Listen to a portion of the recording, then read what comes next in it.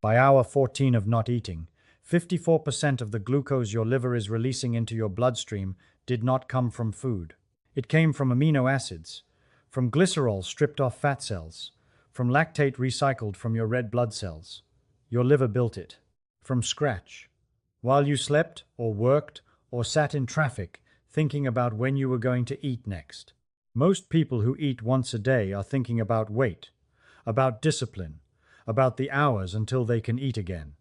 They are not thinking about what is happening inside them, because nobody has ever shown them. What is happening is not deprivation. It is a program, a cascade of metabolic events that unfolds across 23 hours with a precision that has no equivalent in any machine human beings have ever built. Here is the simple version first. Your body runs on sugar. When you eat, you give it sugar. When you stop, it finds sugar somewhere else, first in storage, then in fat, then by manufacturing it from raw materials, it pulls from your own tissues. And if the fast goes long enough, your cells begin consuming their own damaged components, recycling the debris into usable fuel. The broken parts go first. The waste goes first. What remains is a system running cleaner, on recycled material, with cellular machinery that has been quietly serviced while you lived your day. That is the shape of it.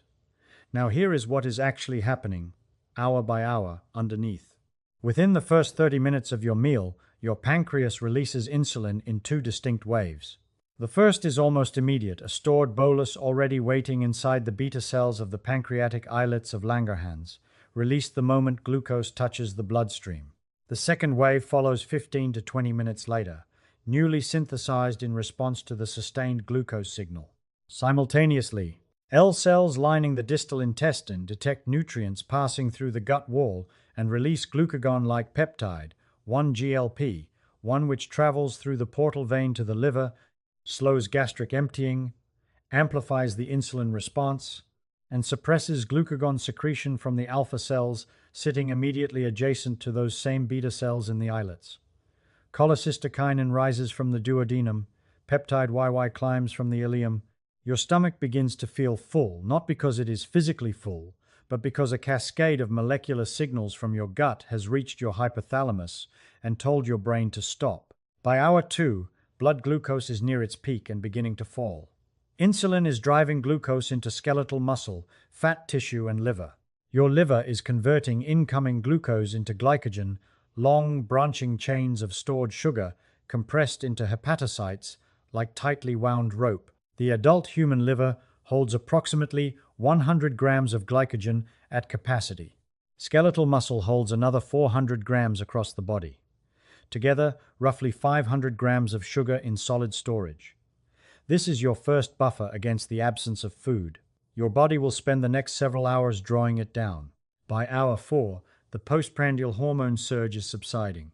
GLP-1 has a biological half-life of less than 2 minutes in the bloodstream, degraded almost immediately by an enzyme called dipeptidyl peptidase. 4.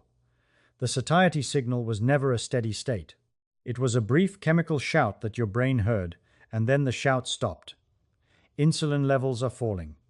The liver has finished packaging its glycogen. The metabolic machinery is shifting gear.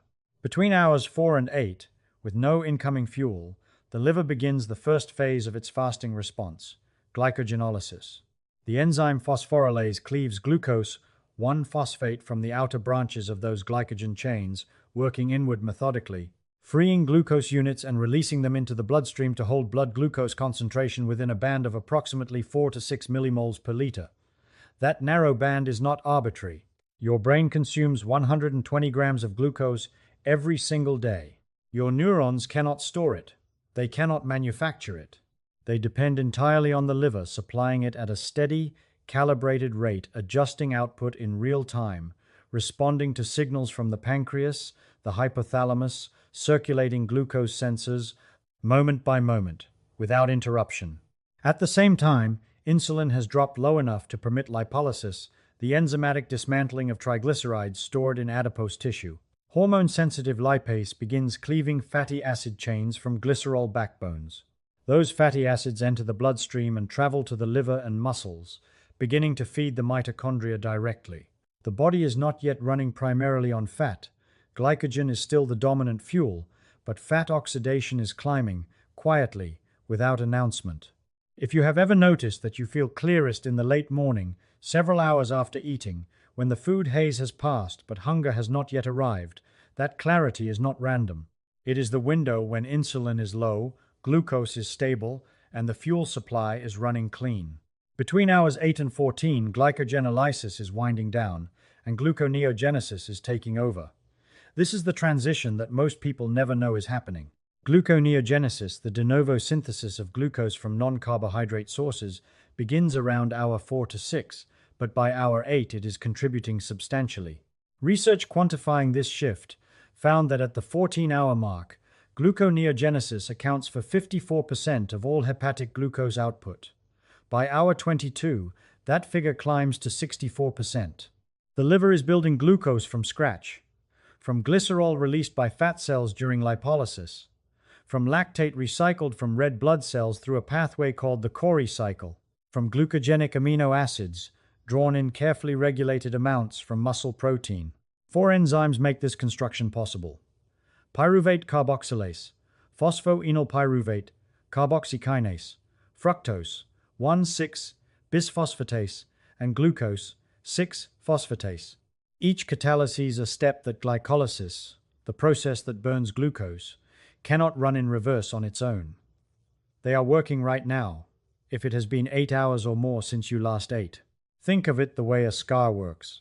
Long after the wound is gone, the tissue at that location is permanently different, denser, restructured, rebuilt from the same materials the body had available at the time. Gluconeogenesis is your liver doing the same thing with sugar.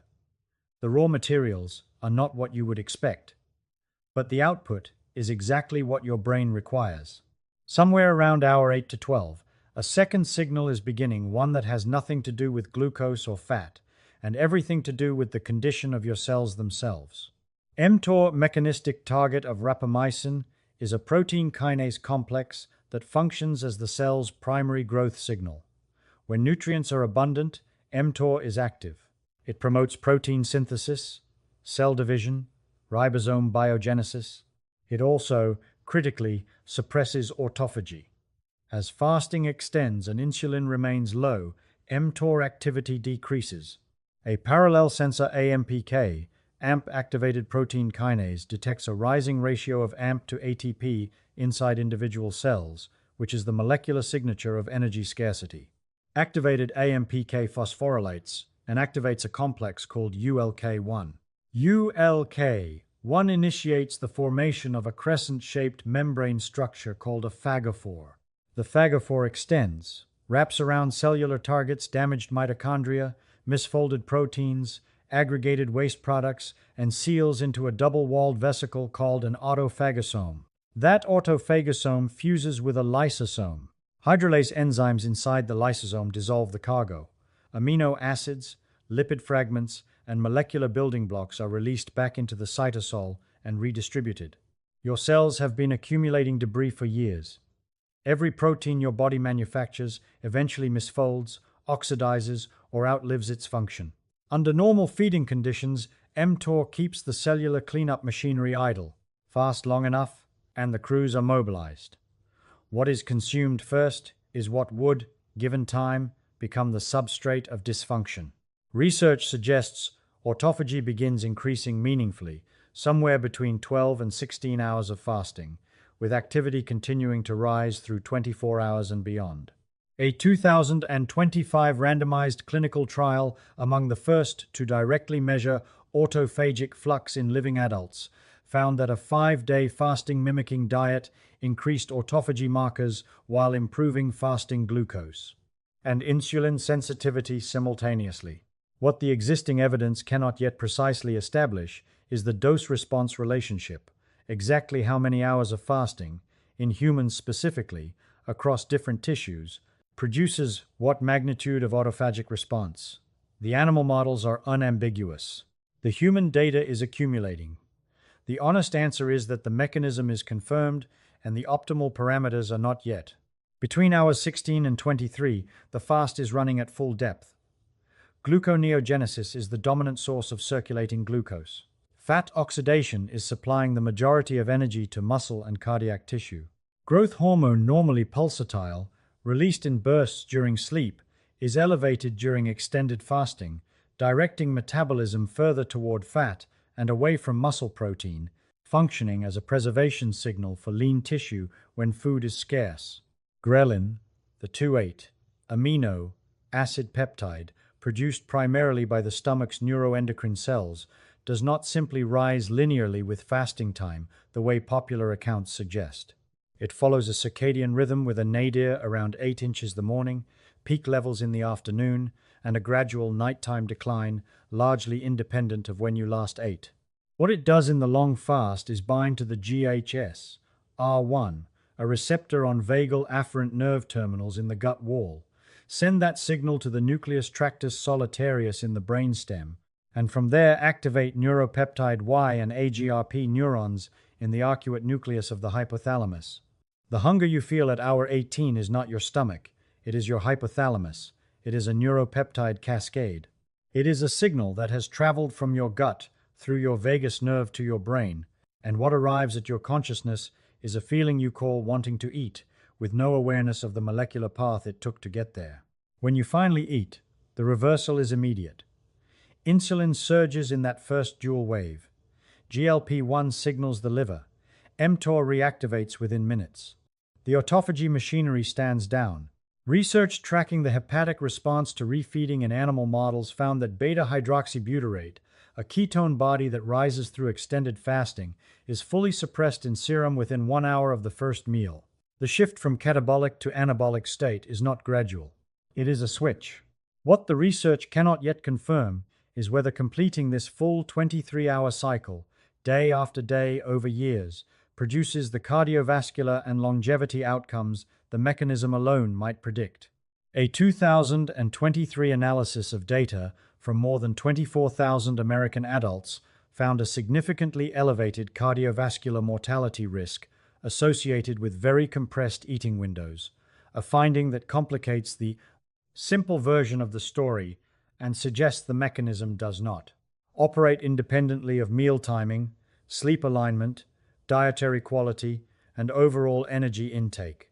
The metabolic markers respond well. The long-term outcome data remains genuinely unsettled. Your liver ran a 23-hour operation today. It tracked your blood glucose to within fractions of a millimole per liter. It switched fuel sources 4 times without your instruction. It broke down fat you stored years ago and fed it to your heart muscle. And in the cells throughout your body, the molecular maintenance crew dismantled what was broken and rebuilt what remained with the materials at hand. You called it fasting. Your body called it operating as designed.